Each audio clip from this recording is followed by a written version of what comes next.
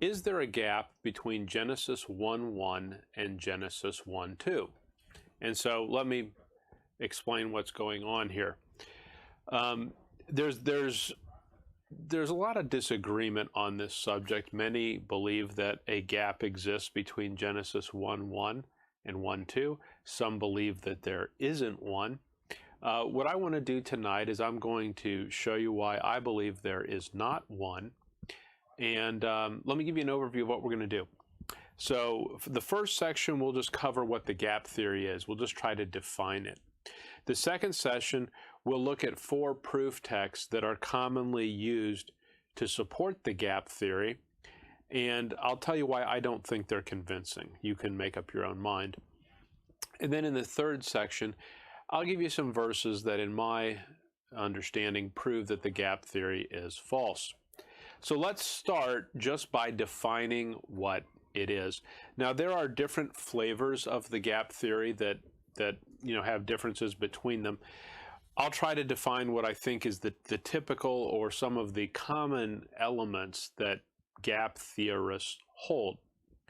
So without trying to be exhaustive about it, here are the basic points that are typically common to the gap theory.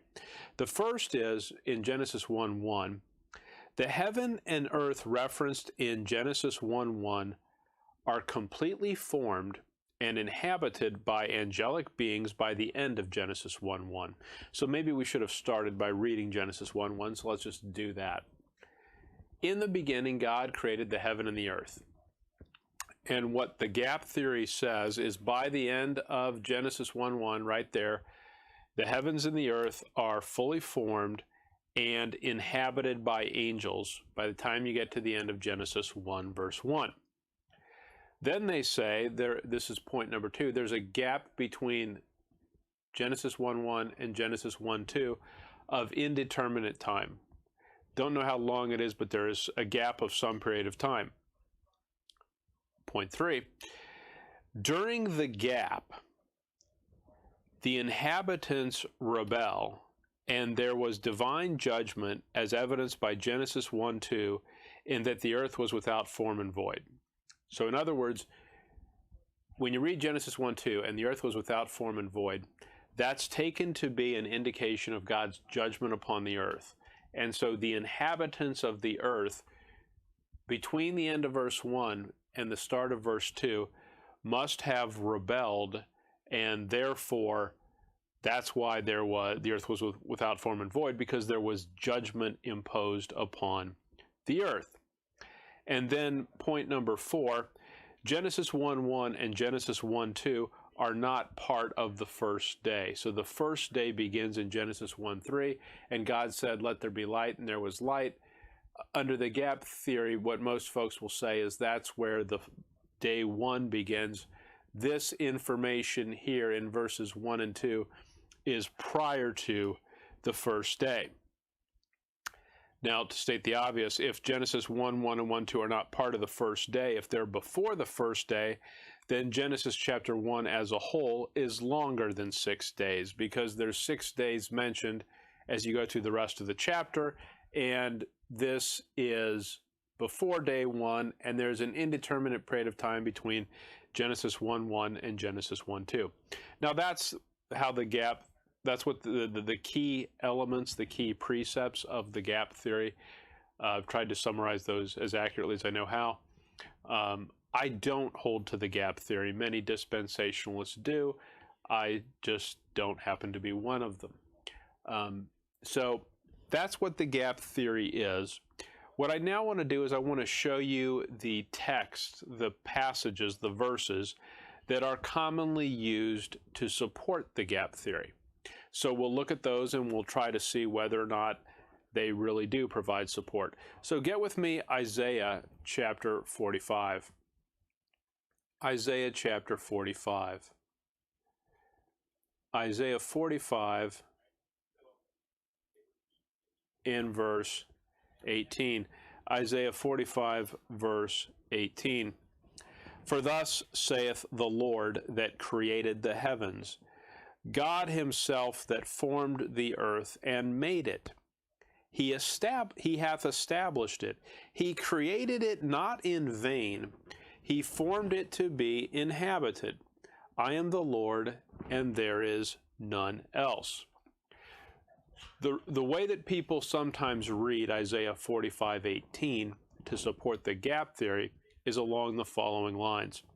So God created the earth not in vain. That's what it says in 45:18.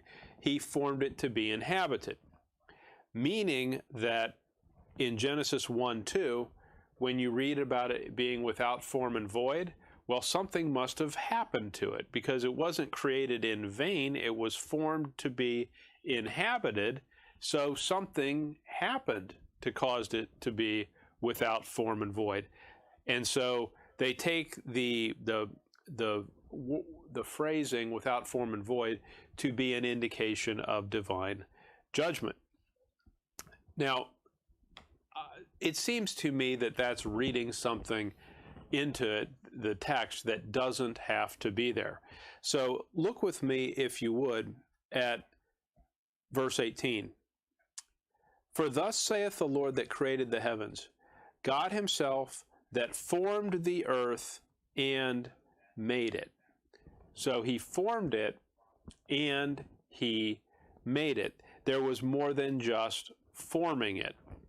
Now notice what it then says. He formed it to be inhabited. It doesn't say it was formed and already inhabited, but that it was formed to be inhabited. If you think of this, if I buy an axe to cut down a tree, well, I buy it, and there can be a gap of time between when I buy it and when I use it to cut down the tree. Well, he formed it to be inhabited. Doesn't mean that it had to have been immediately inhabited. Look with me at Isaiah 64.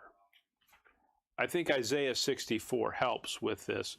Isaiah 64, verse 8. But now, O Lord, thou art our Father. We are the clay, and thou art potter. We all are the work of thy hand. So it describes man as the clay and God as the potter. Romans 9 uses that same metaphor. So think about that with me, if you would. What did God do to create man? Well, before God ever created man, what did he do first?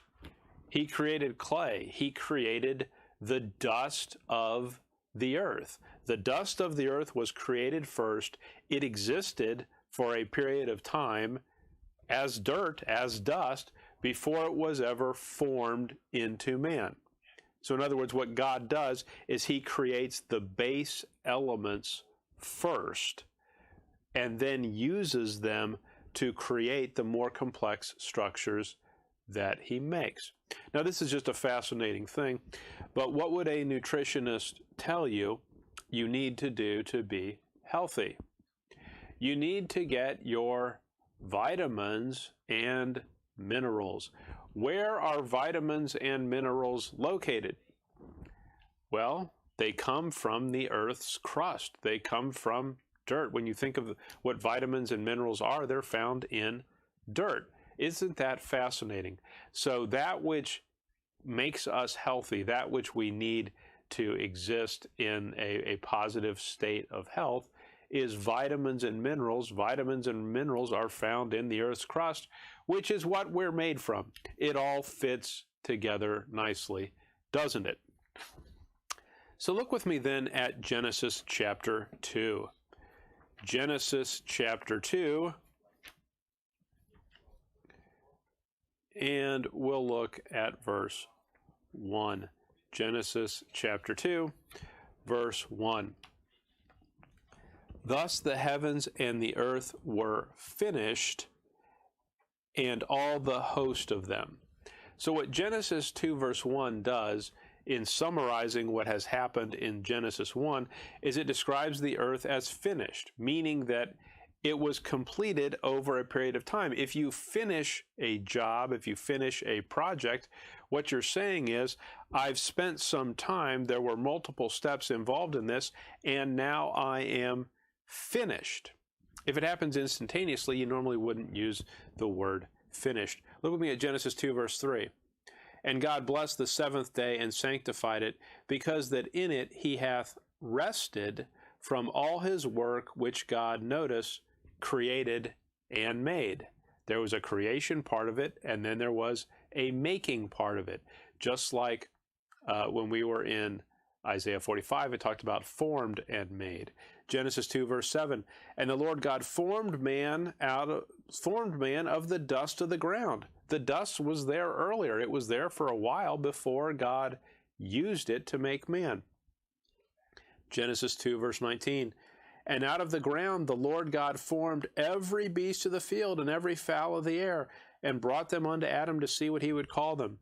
What you can see from just these simple examples is that what God did is he created the elements before he formed them into other things. Now, this is just a fascinating thing, but one of the things that you do in high school, typically in your chemistry class, is you learn the periodic table.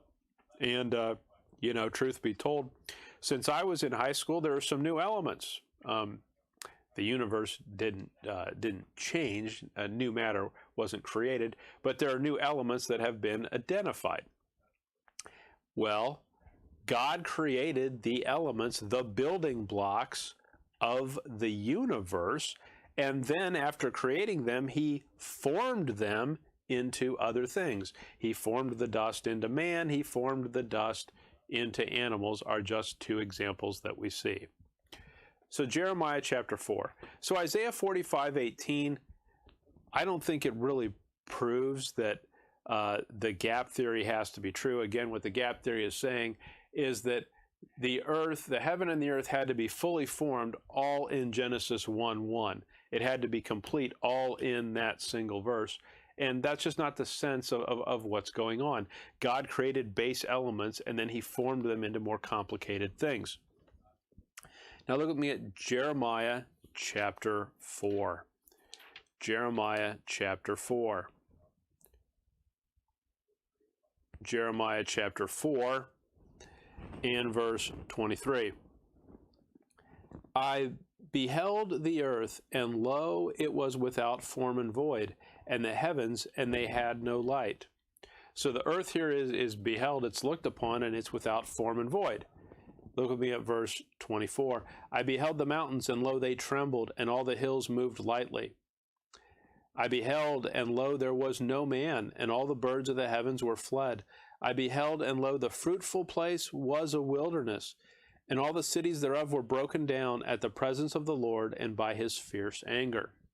Now, what's going on in Jeremiah 4 is it's a description of judgment, and it describes the earth as without form and void. Well, because the phrase without form and void is used, and then it's clearly a description of judgment, people sometimes reach the conclusion that, well, in Genesis 1:2, when it says without form and void, that must also be a reference to judgment. But that logic doesn't follow. All that Jeremiah 4 there is saying is if it describes it as without form and void, what it can mean is that the complicated structures that were built were demolished, and it was returned to the natural state in which it began. In other words, it was leveled so that it was without form and void. It doesn't require that Genesis 1:2 be a reference to divine judgment. Get Genesis chapter 1. Genesis chapter 1. So we've looked at two of the passages most commonly used to support the gap theory. There's two more that I want to cover. Now, the first one here is Genesis 1, verse 28. And while you're at it, get Genesis 9. So we're going to look at these together. We're going to look at Genesis 1, verse 28, and Genesis chapter 9. So Genesis 1:28. And God blessed them, and God said unto them, be fruitful, and multiply, and replenish the earth, and subdue it, and have dominion over the fish of the sea, and over the fowl of the air, and over every living thing that moveth upon the earth. So when God makes man, he tells him to replenish the earth. Now keep that thought, get Genesis 9 verse 1. And God blessed Noah and his sons, and said unto them, Be fruitful, and multiply, and replenish the earth. Now in Genesis 9, when God tells Noah to replenish the earth, Noah is clearly to refill the earth. In other words, what God did during the flood is he wiped out the vast majority of mankind as well as animal life. And what he's telling Adam to do and his sons is to be fruitful, multiply, and replenish the population of the earth. Was the earth full of people before Genesis 9? Yes, it was. So when it says to replenish there, it's meaning to fill it, and it was previously filled. So some people take Genesis 9 verse 1 and they say, aha, well, that replenishment that's occurring there, it's a refilling. And it's a refilling, which means to fill again. If you just look at the word replenish, it has an R-E and then a plenish, so it must mean to fill again. Now that's a very interesting argument because for a couple reasons. In Genesis 9, was Noah and his sons filling the earth again? They were, because it was formerly filled. And when you look at the word replenish, you see the R-E, and your natural sense of that maybe, well, that means again. Like if I look at the word redo, I have to do something again, right? Well, that's an interesting argument, but one of the things that you always want to do is you want to confirm if your understanding is correct. So what I've pulled up here is I've pulled up the Webster's 1828 dictionary, and we're going to simply look up the meaning of the word replenish.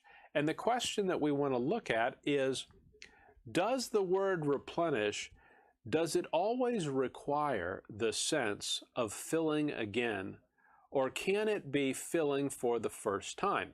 Because if it can mean filling for the first time, then this argument really doesn't hold any water at all. No pun intended, because Noah survived the flood. But if replenish has to mean fill again, it's a great argument. But if replenish doesn't have to mean that, then it's really not a very strong argument at all. So let's look at what the dictionary says. So we're looking here at the word replenish. Now, I know that we all enjoy grammar, so let's do a little grammar. Replenish, you'll notice here there are two definitions of the word. The first is verb transitive, and the second is verb intransitive. So why are there, what's that about? Why is there a verb transitive and why is there a verb intransitive? Well, let's just remember what the difference is. Some verbs will have a direct object. So for example, if I use the phrase, I hit the ball, I don't really have good range of motion here at my desk. I'm sort of tied up, but if you can imagine me smacking the ball, that'd be a great visual. If I say I hit the ball, hit is a transitive verb. And it's a transitive verb because what happens is the subject is transferring action to the object. I hit the ball. It's transitive. But if I use a verb like I slept, slept is intransitive. There's no object in that sentence. There's a subject, I, but there's no direct object. I slept. That's it. I didn't sleep anything. I just slept. What's the point? There are verbs that are transitive. There are verbs that are intransitive. And that's what we're seeing right here. And by the way, I'm not making this up. This is what the dictionary says. So now let's read the definitions, and let's just start here with the verb intransitive. Replenish, verb intransitive, to recover former fullness. Well, that's pretty clear, isn't it? When replenish is used as an intransitive verb, what does it mean? It means to recover former fullness, meaning it was full before and now it's recovered that former fullness. Now let's look at verb transitive. To fill. Doesn't say to refill. doesn't say to fill again. What does it say? To fill, to stock with numbers or abundance. And it gives you, in fact, here a specific example. The magazines are replenished with corn.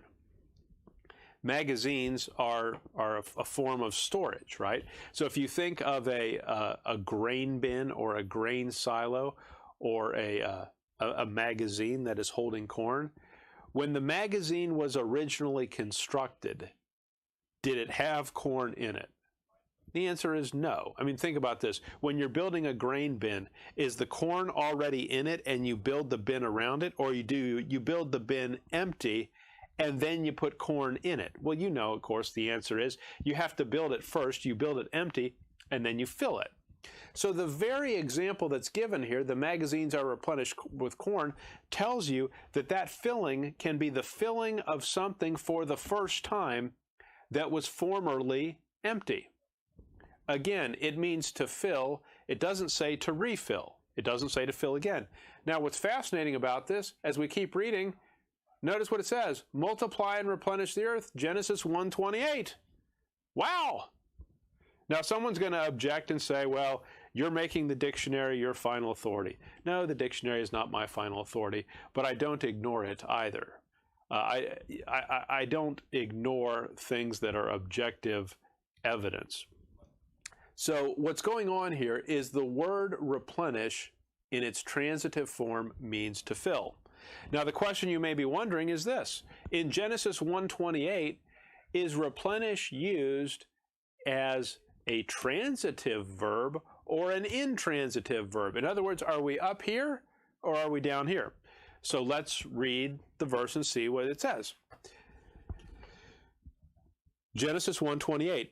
And God blessed them, and God said unto them, be fruitful and multiply and replenish the earth. So does the verb replenish have a direct object? The answer is it does, because they were told to replenish what? The earth. So replenish in Genesis 1:28 is used as a transitive verb. If it's used as a transitive verb, then we're up here, we're not down here, and replenish means what? To fill. It doesn't have to mean to fill again.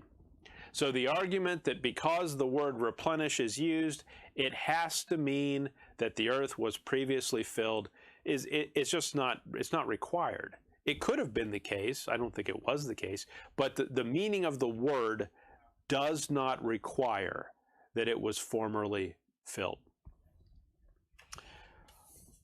All right, now get with me Job 38. Job 38. Now in Job 38, we're going to see the fourth common argument that is used in support of the gap theory. And this is the one that I always thought was the strongest. And so let's look at it together, and we're going to look at verses 4 through 7. Job 38, verses 4 through 7. Where wast thou when I laid the foundations of the earth? Declare if thou hast understanding. Who hath laid the measures thereof, if thou knowest? Or who hath stretched the line upon it? Whereupon are the foundations thereof fastened?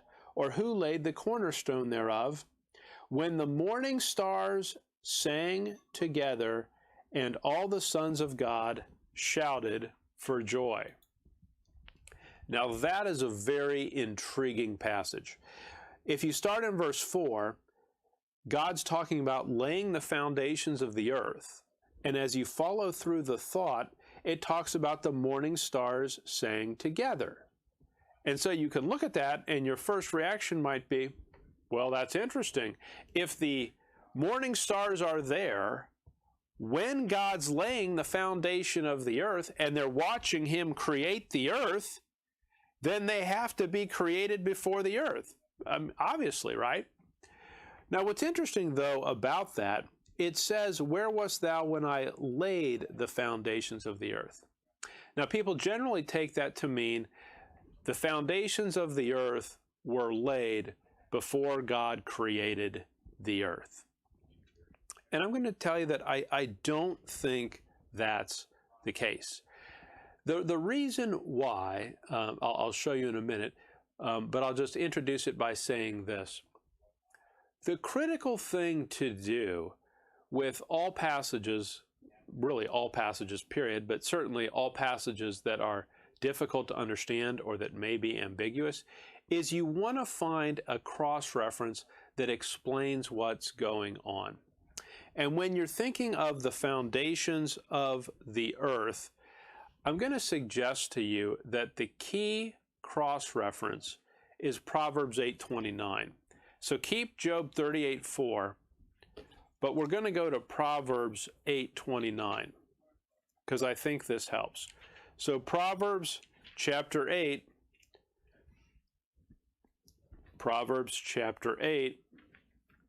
and look with me at verse 29, Proverbs 8:29. When he gave to the sea his decree, that the waters should not pass his commandment.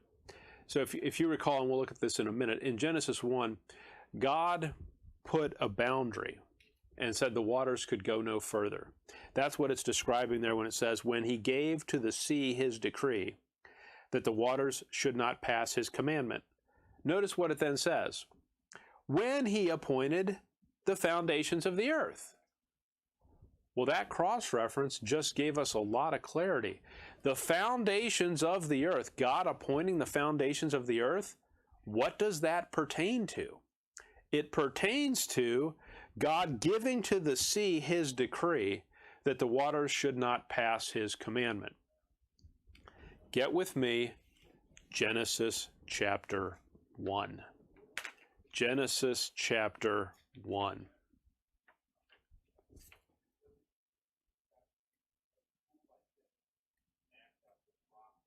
Genesis chapter 1. Look with me at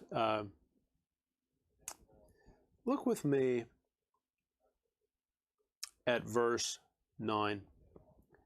And God said, let the waters under the heaven be gathered unto one place, and let the dry land appear. And it was so. Now that's interesting. What God does there is he gathers the waters together into one place so that dry land appears. In other words, before that, the dry land did not appear. Now you've probably heard this before. Now, of course, we're living post-flood. But what would happen today if the earth had the same elevation at every point on the earth? In other words, right now, there are huge basins called oceans, which hold tons of water. What happens if there weren't basins and the earth, the land part of the earth, all had the same altitude, all had the same elevation? Well, the entire earth would be underwater.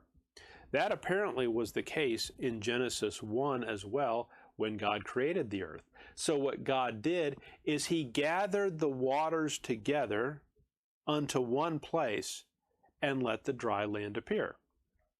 So if we put these three verses together, they're talking about the same thing. Let me just do this for you quickly.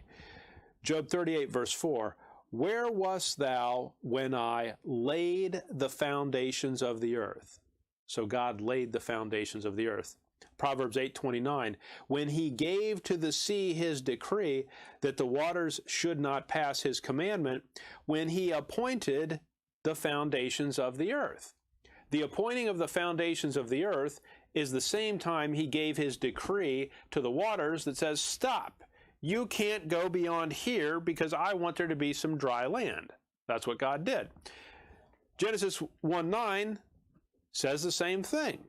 And God said, let the waters under the heaven be gathered unto one place, and let the dry land appear. And it was so. So Job 38, when it talks about God laying the foundations of the earth, that's not something that happens prior to Genesis 1:1. That's something that happens in Genesis 1:9 when God decides to make dry land appear. He appoints the foundations of the earth by causing the waters to be gathered together into one place. What we've looked at there in Isaiah 45:18, Jeremiah 4, Genesis 1:28, and Job 38, those are the four major arguments for the gap theory. I'll submit to you that none of those are really convincing. They're all easily understandable as not requiring a gap to exist. So I personally don't think any of those verses actually prove the existence of a gap. Now, before we turn to the proofs that there was no gap theory, let's take up one interesting question that people sometimes ask, and that is this: when were the angels created? So if you read Genesis 1, it talks about man being created, and it talks about animals being created, and it talks about light being created, but doesn't specifically mention when angels were created.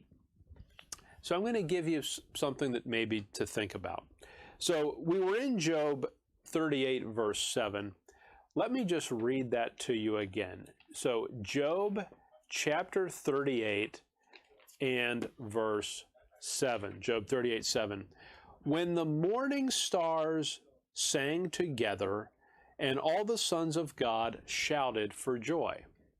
Well, those sons of God are called morning stars. They're obviously angels.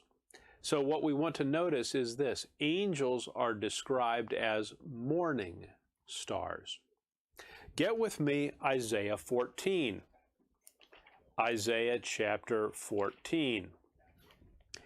Isaiah 14, verse 12. How art thou fallen from heaven, O Lucifer, son of the morning? How art thou cut down to the ground, which didst weaken the nations? What's fascinating is Job refers to the angels as morning stars. Isaiah refers to Lucifer, who we now know as Satan, as the son of the morning. So both angels and Lucifer himself are connected to the morning. Why does that matter? Get Genesis 1. Genesis chapter 1. Genesis chapter 1. Genesis 1, verse 5. And God called the light day, and the darkness he called night, and the evening and the morning were the first day. Look with me at verse 8. And God called the firmament heaven, and the evening and the morning were the second day. Look with me at verse 13. And the evening and the morning were the first day. Now let's understand something from this. The way we often think about it, the way at least I often think about it, is when you get up in the morning and the sun's up, it's the start of a brand new day. Don't you you hear people say things like that, you sort of feel like that, you're going to go to the start of your day. But scripturally, that's not the way that God defines it. If you see those three verses we just looked at, what did it say? The first part of the day is the evening, and then the morning. So sometimes man's thinking just isn't the way that God thinks about it. So a day begins with the evening and then moves to the morning. So as you think about that, if Lucifer and the angels, the sons of God, are both referred to as morning stars or son of the morning, doesn't that sort of tell you that they had to have been created during the morning? I think what it means is they had to have been created during the second part of a day. They wouldn't have been created during the evening. They would have been created during the morning, just based upon the way that they are described. Now, what I'm going to suggest to you next is this. Get with me Matthew 24. And we could look at a number of verses on this next point, but I'm going to just show you one, and if you want to find others, you can use your friend Blue Letter Bible to find them. It's easy to do that. So Matthew 24, verse 36. But of that day and hour knoweth no man, no, not the angels of heaven, but my Father only. Simple question, where do angels live? Well, according to Matthew 24, 36, they're angels of heaven. Other verses that you might want to look at, Matthew 22, verse 30, Mark 12, 25, Mark 13, 32. Angels are repeatedly said in Scripture to live in heaven. Why does that matter? Well, I'm going to show you why I think that matters. Get with me Genesis chapter 1. Genesis chapter 1. And let's start in verse 6. So this is the start of the second day. And God said, let there be a firmament. A firmament is an expanse. It's a great, huge, wide open space. And God said, let there be a firmament in the midst of the waters, and let it divide the waters from the waters. And God made the firmament and divided the waters which were under the firmament from the waters which were above the firmament, and it was so. Now notice verse 8. And God called the firmament heaven, and the evening and the morning were the second day. So it seems in the chronology of Genesis 1, in verse 7 and 8 is when God creates the firmament, which is called heaven. Where do angels live? Ding, ding, ding, heaven, right? We just looked at that in Matthew 24, verse 36. Well, it seems God had to create heaven before he created angels because that was the place that they live. Could God create man and then create the earth later? Not really. I mean, God has to create the place where the being is going to inhabit before he creates the being. So what I would suggest to you is as you think about day 2 and it has an evening and a morning, what God does is he creates the firmament, he creates the heaven, and then during the second part of day 2 of the morning, what does he create? Well, he creates the angels. He creates the sons of God. He creates Lucifer. So it seems the most likely explanation of where angels are created is they are created on the morning of day 2. Now, by the way, doesn't that fit nicely? Because if they're created on the morning of day 2, that's Genesis 1, verse 8. Notice Genesis 1, verse 9. And God said, let the waters under the heaven be gathered together unto one place, and let the dry land appear. That's Job 38. So in verse 8, God creates the morning stars, the angels, the sons of God. Verse 9, what happens? They watch God gather the waters together unto one place. They watch him create dry land, and what do? They shout for joy at God's wondrous creation. So if you follow that through, the chronology fits perfectly, and it makes sense that angels would be created during the morning of a day, in this case, the morning of day 2, after God creates the heaven for them to live within. All right, so with that, let's go to the third section of this lesson, and that is proofs that the gap does not exist, that the gap theory is false. So I'm going to give you here what is my understanding, and what I would encourage you to do is, you don't have to go by my understanding. You can study the Word of God for yourself. You're not bound by my opinion, and not everyone agrees with my opinion. That's just the way life is. That's okay. What we're all responsible to be is we're all responsible to be students. So search it out and believe what you understand the verses to say according to your conscience. So get with me Exodus 31. Exodus 31. The first proof that there is no gap is that God created and made all of creation in just 6 days. If you recall, when we first started out, the gap theory believes that verses 1 and 2 are prior to day 1. And they believe that between verse 1 and verse 2, there's a gap of indeterminate time, could be a really long period of time. But they don't believe that the entire universe, all of creation, was made in 6 days. So if there are verses saying that everything was created and made in 6 days, then the gap theory has to be wrong. So Exodus 31, Exodus chapter 31, and we're going to look at verse 17. Exodus chapter 31, verse 17. It is a sign between me and the children of Israel forever. For in 6 days the Lord made heaven and earth, and on the seventh day he rested and was refreshed. Now, if you just take that in its natural sense, how many days did it take God to make the heaven and the earth? It says 6 days. It doesn't say 6 days plus a gap of indeterminate time. It says 6 days. Now, what people sometimes respond to that is they say, well, wait a minute. It says made. It doesn't say created. So God made it in 6 days, but he created some things prior to that. And so what they'll sometimes say is Genesis 1:1 is about God creating the heaven and the earth, and then the rest of the chapter is about God making the heaven and the earth. The problem with that, get Genesis chapter 2. Genesis chapter 2. Genesis chapter 2. Look with me at verse 2. And on the seventh day God ended his work which he had made, and he rested on the seventh day from all his work which he had made.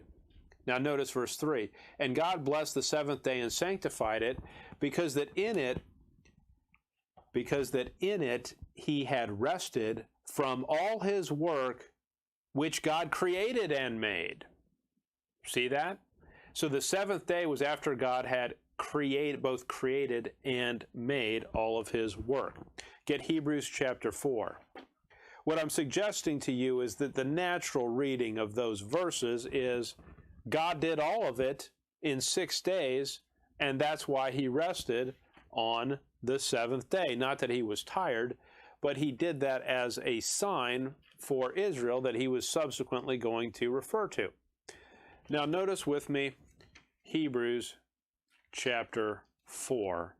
So get with me Hebrews and look with me at chapter 4. For he spake in a certain place of the seventh day on this wise, and God did rest the seventh day from what? All his works. So if you want to make a distinction between made and created, you can do that. But on the seventh day, God rested from what? All his works. Clearly, when you take Exodus 31, when you take Genesis 2, when you take Hebrews 4, the natural reading of it is that God created all of creation in 6 days, not 6 days plus a gap of indeterminate time. Now here's proof number 2. So proof number 1, the gap theory is wrong, is there's multiple verses that say that God did it all in 6 days. But proof number 2 is this. God created the angels within the 6 days, not prior to the 6 days. Now I want you to think about this with me just for a minute. Part of the gap theory is between Genesis 1:1 and Genesis 1:2, there is a rebellion that takes place, and the angels rebel, and that's what causes the earth to be without form and void. For the gap theory to be true, the angels have to be created prior to the 6 days. They have to be prior to day 1. But if the angels are actually created during the 6 days of Genesis 1, then the gap theory can't be true. Get with me Exodus 20. Exodus chapter 20. Exodus chapter 20. Exodus chapter 20, verse 11. For in 6 days the Lord made heaven and earth. Pretty clear if you just take that naturally. He did it in 6 days. For in 6 days the Lord made heaven and earth, the sea, now notice this, and all that in them is. So everything that was in the sea, he created within the 6 days. Everything within the earth, he created within the 6 days. Everything within the heaven, he created within the 6 days. I'm going to read this again because this is dispositive. For in 6 days, that's the 6 days of Genesis 1, the Lord made heaven and earth. That's the universe right there, folks. That's it. There's heaven, there's earth, there's nothing else, right? There's no limbo, there's none of that. Made heaven and earth, the sea, and all that in them is. That includes angels. That includes the morning stars, the sons of God. It includes all of them. He made those as well within the 6 days, which if he did that, the gap theory has to be false because they weren't created before day 1. They were created within the 6 days of creation. Get with me, Genesis chapter 1.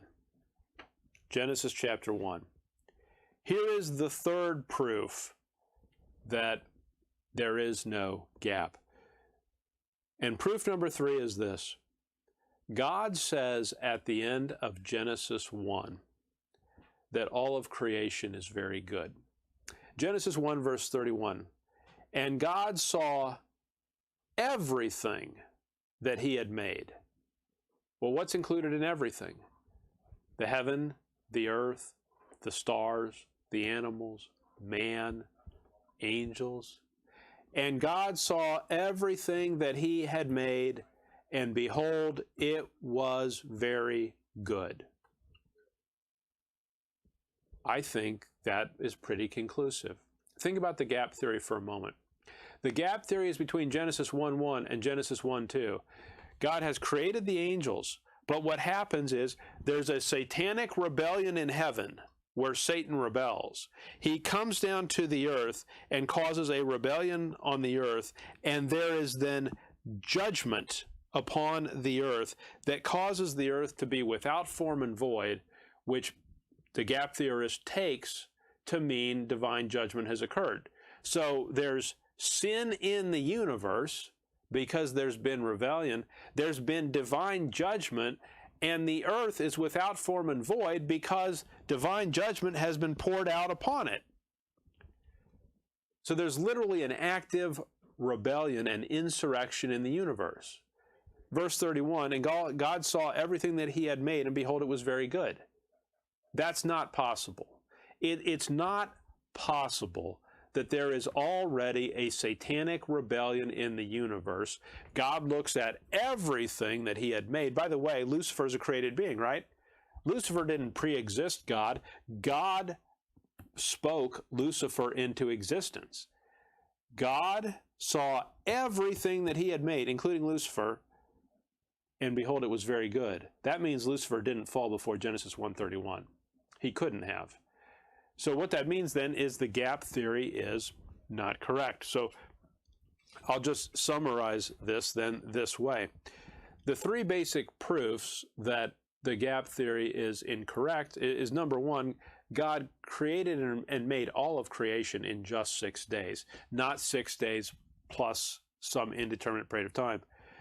Proof number 2, God clearly created the angels within the 6 days, not prior to the 6 days.